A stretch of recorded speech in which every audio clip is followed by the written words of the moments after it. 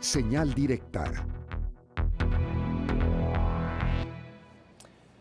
Y estamos de regreso, usted ya lo vio, tenemos la presencia en el estudio del doctor Arturo Grison Espíndola, doctor en urbanismo, jefe del Laboratorio de Tecnologías para la Arquitectura y Urbanismos Sustentables de la Universidad de Guadalajara. Ya le presentamos al inicio de esta emisión estos trabajos respecto a la edificación, a la vivienda en Guadalajara, en su zona metropolitana, y por supuesto es un tema más que preocupante. Es por eso que tenemos aquí la presencia en el estudio del doctor Arturo Grison Espíndola. Doctor, ¿cómo le va? Bienvenido.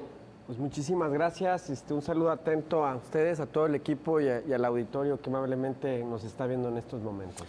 Pues ese es el primer tema en general. Vamos a ir desmenuzando poco a poco en el tiempo que tenemos para esto, doctor. Hay más edificaciones, más edificios, los vemos continuamente circular en cualquier avenida, pero hace un año tuvimos una crisis del agua en Guadalajara. ¿Cómo es esto? ¿Cómo garantizan las autoridades, si es que lo hacen, de que va a haber agua y servicios para estas edificaciones? Bueno, yo creo que estamos ante una situación que atenta contra el sentido común. Como bien dices, el año pasado ya sufrimos una escasez fuerte. El crecimiento urbano va aumentando sin control, como en el caso ahora de la nota que se publicó, 20,000 nuevos departamentos, y no sabemos con certeza, por ejemplo, cuánta agua subterránea le queda al acuífero. Así como tú puedes saber cuánto dinero tienes en tu cuenta a través de una aplicación, en Jalisco, en Guadalajara, no sabemos cuánta agua subterránea hay disponible para toda esta zona sur. ¿Por qué no, doctor?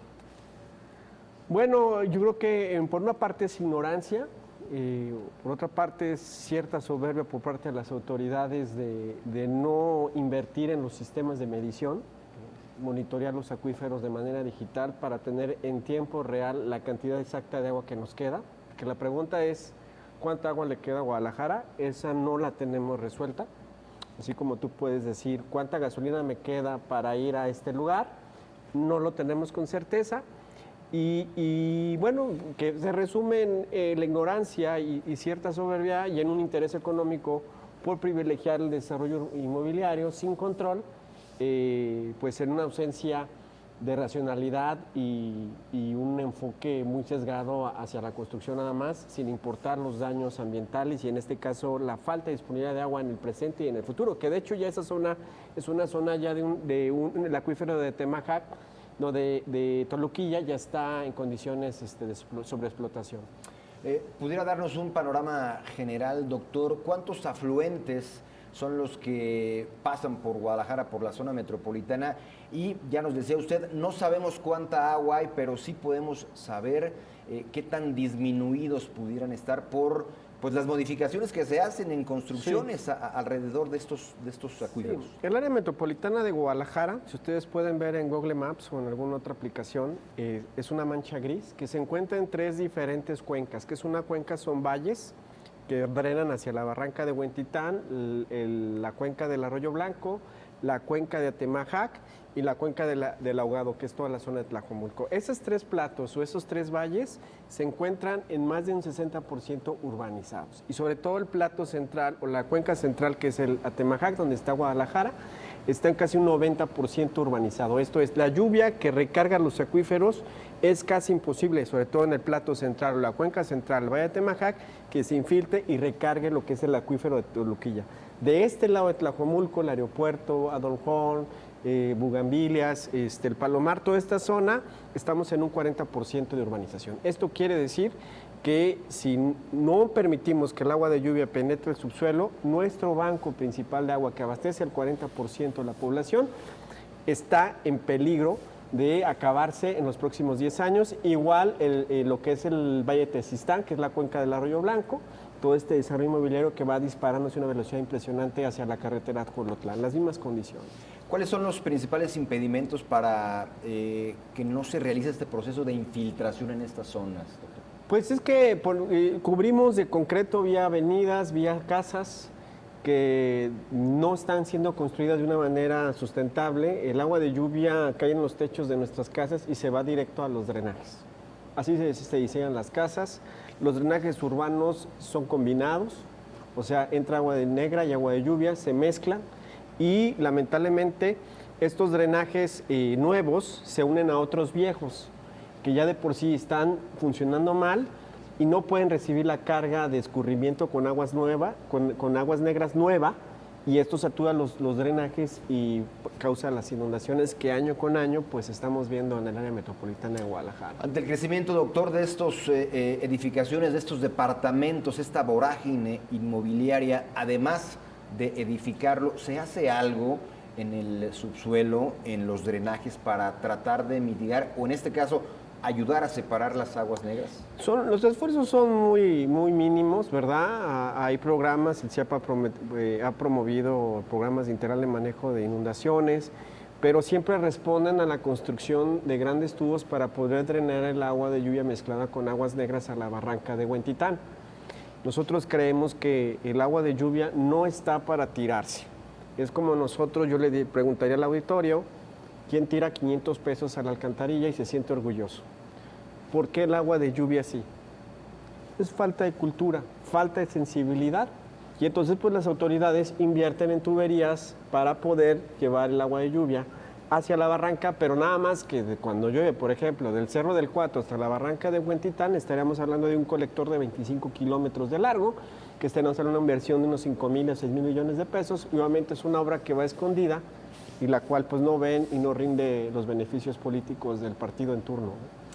Usted ha sido un promotor incesante del aprovechamiento del agua de lluvia y justamente en el temporal vemos pues las grandes cantidades de agua que caen sobre la ciudad y que esta, como usted menciona y como sabemos, pues no se aprovecha, pero desde hace un año, si no recuerdo mal, se estableció un programa por parte del gobierno del estado, los nidos de lluvia, que, bueno, pudiera platicarnos si se retomó de alguna u otra forma. Es básicamente su idea, doctor, que pudiera platicarnos un poco en qué consiste este concepto del aprovechamiento de agua de lluvia y por qué no se ha hecho también tan masivo.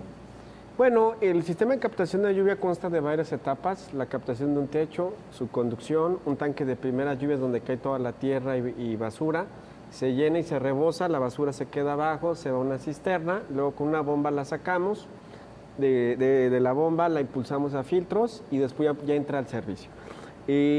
¿Por qué no se ha hecho masivamente? Porque la captación de agua de lluvia es una cultura, es un aprendizaje. ¿Sí? Nosotros no podemos pensar en un sistema de captación de agua de lluvia como una pantalla de televisión, que compro y lo pongo. No. El sistema de captación de agua de lluvia debe ser algo que debemos entender primeramente, implementar en nuestra casa, sí instalarlo, pero cuidarlo y preservarlo. Entonces, yo celebro que Nidos de Lluvia, pues finalmente, aunque no nos den el crédito, pues se está haciendo. Pero también hay que pensar en la perduración del sistema, hay que cuidarlo, hay que conservarlo. Yo creo que aquí es el principal reto y que lamentablemente por ignorancia a veces, por falta de colaboración, no hemos logrado conformar un equipo que pueda impulsar gobierno y academia y sector social la implementación de esto con base a una cultura, a un entendimiento. Entonces no es suficiente llegar y ponerlo y ahí nos vemos, nos sacamos la foto, sino hay que enseñar a la gente por qué es importante y monitorear su funcionamiento para que perdure. Sin embargo, esto solamente es una parte, ¿no?, del gran esfuerzo o las grandes modificaciones que tendrían que hacerse para dar un cambio, porque sin duda alguna en algunos años habrá nuevamente una crisis más severa. ¿Sí lo considera? Sí lo considero, porque el agua funciona en un sistema que se llama ciclo del agua y el sistema hidrosanitario urbano. Este lo hizo la naturaleza, este lo hizo el hombre. Los dos están funcionando mal. Aquí cae la lluvia, nos infiltra y se causa inundación. Y esta infraestructura que va desde la captación hasta la limpieza está funcionando mal. Y cada uno de estos dos sistemas se reparte o se divide en muchas piezas como un rompecabezas. Estamos hablando que si tuviéramos un rompecabezas de 5,000 piezas, yo pregunto quién del auditorio lo hace en un día o dos. Claro. Cada pieza debe ir armada y esta es la gran agenda pública que no se menciona. ¿No? Una presa no puede resolver todo el problema de fugas, por ejemplo. El problema de colectores viejos, sobre todo en la zona del centro de la ciudad de Guadalajara. no podemos resolver el tema de cuánta agua subterránea nos queda. Entonces, son una serie de variables que si no nos ponemos de acuerdo todas y trabajamos en colaboración, gobierno, academia, el mundo empresarial, el sector social, pues va a ser difícil que resolvamos un rompecabezas tan grande solamente con un solo actor y con una sola pieza. Hay obras por parte de la autoridad que se están realizando en este momento. Me viene a la cabeza el tema del Parque San Rafael, donde pues se tuvo que modificar y sacrificar inclusive pues flora y fauna de ese pequeño ecosistema, y hay muchas opiniones divididas. ¿Cuál es la suya, doctor? Bueno, que como ya dijimos, dentro de la cuenca alvea de Temajac también hay como rompecabezas, hay pequeñas cuencas y está la de San Andrés. La de San Andrés es como un guarache, desde la central camionera hasta la barranca. Es una cuenca que funciona como si fuera un guarache y muy delgada, y la velocidad con la que los escurrimientos llegan hasta el punto bajo es muy alta. Celebro que haya la intención de un vaso regulador. Lo que no celebro es que se apueste todo el escurrimiento, capturarlo en un pequeño tanque a costa de los árboles. Lo que necesita esa cuenca es quitar concreto, infiltrar el agua, aumentar la masa forestal para quitarle volumen al escurrimiento. Entonces, al apostar un solo tanque, es nada más pensar que una cubeta de agua le quepa a 2 vasos de 1 litro, y le pones otro y dices, con otro ya la hacemos. No, el problema es muy grande. O sea, ¿cómo resuelvo el tema de que no escurra tanto? Pues absorbiendo, captando agua de lluvia, infiltrando, reforestando, y que yo creo que ese es el camino que se debiera seguir y no solo una obra polémica que también lastima a la sociedad. Doctor, ¿qué pasa con estas construcciones donde de altos edificios de más de 10 pisos que necesitan excavar una gran cantidad de metros y se topan con mantos freáticos? ¿Qué pasa con esa agua y cómo modifica ese ecosistema de la zona al edificar y poner tanto concreto en esas zonas? Porque hay muchos lugares, hemos visto, damos cuenta que de muchos edificios donde se da este tema y la gente te lo dice, aquí hay agua, excavas 2, 3 metros y hay agua. Sí, aquí hay 2 afectaciones en dos esferas, como ya dije, ciclo del agua, infraestructura hidrosanitaria. El Valle de Temajac fue construido, la ciudad de Guadalajara, principalmente la cuenca de Temajac, está sobre un manto acuífero, sobre un acuífero llamado Temajac. Cuando construyes, afectas al ciclo del agua porque el agua viene viajando desde la primavera hasta la barranca de Huentitán.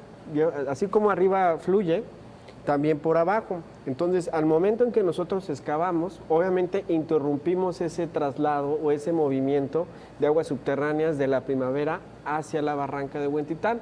Entonces, pues el agua llega y se encuentra con un hueco, pues obviamente se filtra y brota desde las juntas de las losas de concreto o por los lados, y obviamente hace charcos que después tienen que bombear y tirar esa agua limpia que le costó mucho trabajo viajar desde la primavera.